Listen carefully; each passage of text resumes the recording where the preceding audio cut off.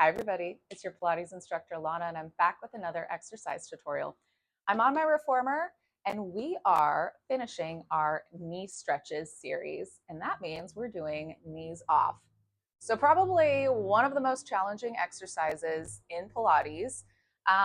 It's a lot, right? It's like you're in a plank and you're moving your knees in and out, and you're trying to do all of that without face planting, without shifting forward back. So a lot of moving parts. I'm going to break it down. But if you haven't done any of your knee stretches, pause this video, go back, start with the very first one, which is knee stretches round. And then the second one is your flat back. And then right after your flat back is going to be your knees off. So let's start from the very beginning, right? Because since this is a series, you really wouldn't do this one without doing the two before. So I am on my Gratz reformer. All of the springs are the same tension. If you are on just any other piece of or manufacturer, you probably want two medium springs. But if you're on a Gratz, you want two outside springs. Okay, so a little recap. Your wrists are straight. So you're going to do your best with your arms parallel to prevent your wrists from rolling down. You want them straight. Your feet are all the way up against those shoulder blocks. So really slide the foot forward if you need to and get your heels up. Okay, but knees off, it's tricky. So I'm going to show you a few different options of how to do this exercise, right? Because everybody's body is different.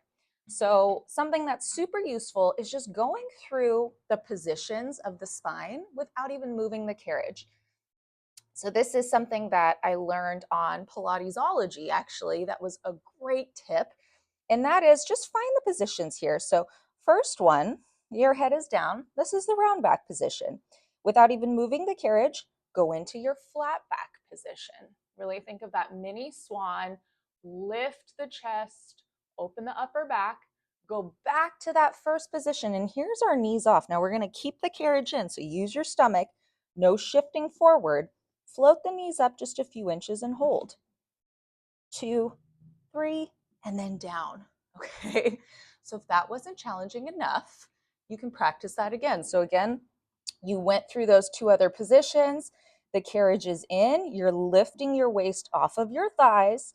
Don't shift forward. Stay exactly where you are and just float the knees up and down. Okay, so that's knees off. How freaking hard is that? Okay, so then from there, let's go into the knees off. Okay, arms are straight, stomach is in, no shifting forward. You press out and you pull in, out, in, out, in. Accent on the in, and in, and in, and in, and down. Okay, it's a lot, right? So again, pick and choose what you do. Maybe you just start floating the knees off. Another option that I learned that has been invaluable, doing it a little different. So if the goal is to keep the stomach the main priority, so powerhouse, and then find initiation from the hips to move the carriage, another way you can do your knees off is by starting almost in your upstretch position. So you'll take your heels halfway up your shoulder blocks, find your feet parallel. Now shift your weight back. So again, it's not an arm exercise. So you want to shift your weight back. Now keep it back, bend your knees, and see where you can bend your knees. The lower, the more challenging. You're going to keep your upper body there. You press out and pull in, out, in, out, in, out, in, out, in, out, in, and down. Okay, so that's another option. Ideally, can you see I'm out of breath? Exercise is hard. Ideally, you keep the rhythm and the flow.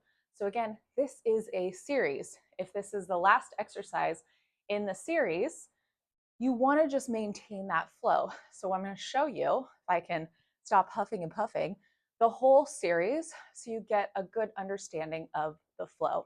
And then from there, it's up to you where you want to insert this. If you want to do this like you would with the rest of the series, great. Maybe you stop after your flat back and you stand up and you get into that position like your upstretch, how I just showed you. So Let's do the whole series.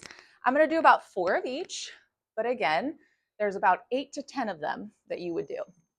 Okay, so we're going to start round back, flat back, and knees off.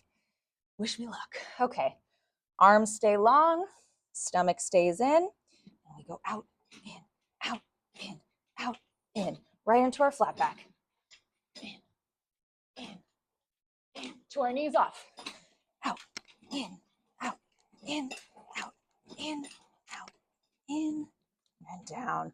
Okay, so one last little detail with your round back and your flat back, ideally, okay, ideally, we just push the carriage out so that our knees go no further than our hips. But with our knees off, push that carriage out to where you can maintain control, okay? It's all about control of the powerhouse. The shoulders don't shift forward and back. They stay exactly where they were. Okay, that's your knees off. Really hard. But like anything, we practice it, we get better at it. So if you have any questions, leave a comment below. You can find me on my website, boapilates.com. Until next time, I'm going to catch my breath. Have fun doing Pilates. Bye.